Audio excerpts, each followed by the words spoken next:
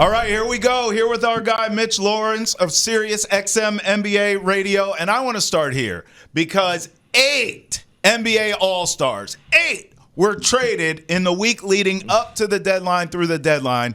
And I thought, Mitch, Adam Silver was just talking about how ratings are down, interest in the NBA is down. One way to spice it up, my friend, is to trade every damn star in the league, it feels like. What was sort of your initial reactions to some of these major moves? Of course, none bigger than the Luka move. Well, my initial reaction to the whole thing was, man, they have totally destroyed the NFL on Super Bowl. The NFL got no juice.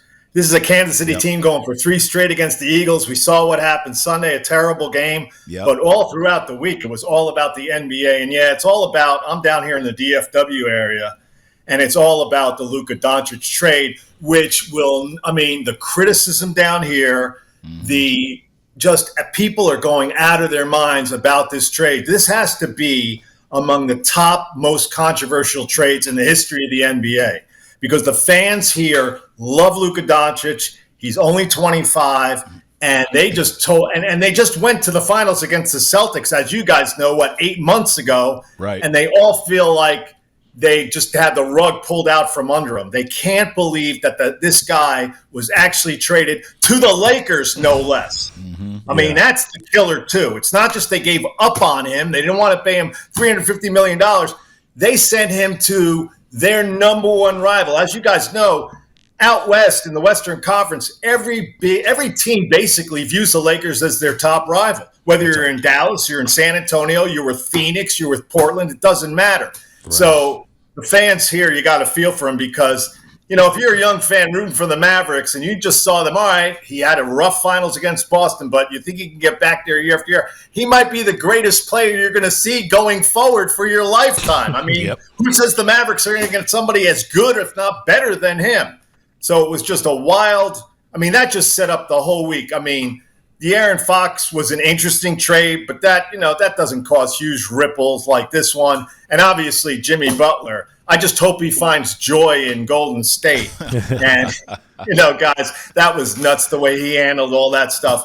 But the Luka trade has ramifications going forward, unlike these other trades, because of the way it now boxes Dallas into a team that, if Anthony Davis ever gets right, they have a very small window compared to what they had with Luka. And now it sets up the Lakers going forward in the post-LeBron era.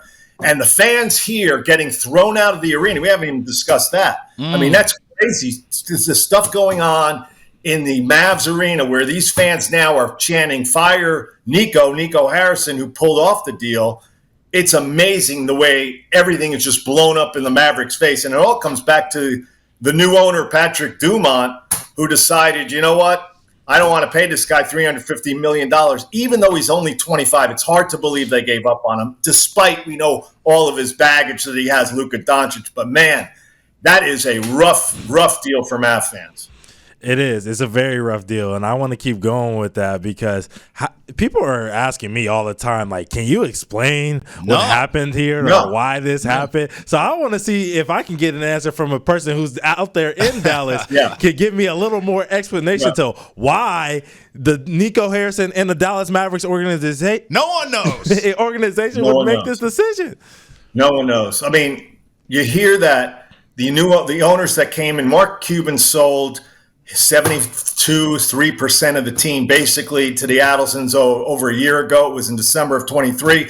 And I don't know if, when you change owners and now they've got the power, now you really find out what it's all about. And you hear that they just don't care about basketball. All they care about the Adelsons and Patrick Dumont is they want to get gambling and the casino thing approved here in Texas. Right now, if you want to do any of that stuff, you got to go to Louisiana or Oklahoma. And they bought the team apparently with that in mind, if they're going to have a new arena in a small city with, hotels, retail, and a casino, and that they don't care about basketball. Well, I'll tell you what, that's one explanation. How much do they really care about the winning aspect of fielding a winning team if you're giving up on Luka and you're acquiring Anthony Davis who's going to, 5-6 years older with this history of injuries. Right. I mean, that's the baffling thing is that did you get enough for your return?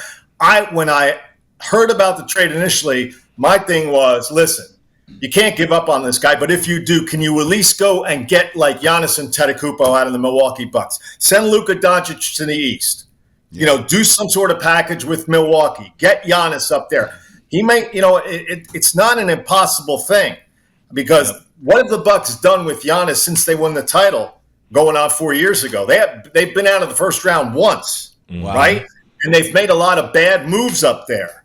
And you're thinking, maybe you can get him. I would have called the Boston Celtics and asked them about Jason Tatum as crazy. I'm not saying Boston would have done it, but you can't go to the Lakers and ask for Anthony Davis with his history of injuries. I know the last couple of years he's been better. But what happened in his first big game here in Dallas the other day, all of a sudden he goes down. He's got another serious problem. He's always getting hurt. Charles Barkley calls him street clothes. I mean, we all know his history. When he plays, he's a hell of a player. And, on paper with he and Kyrie and Klay Thompson, and they've got some really good young bigs, and they did great last year defensively, getting to the finals. You say maybe this window for a year or two looks reasonable. Maybe they can get back to the finals. Maybe they can get back against Boston.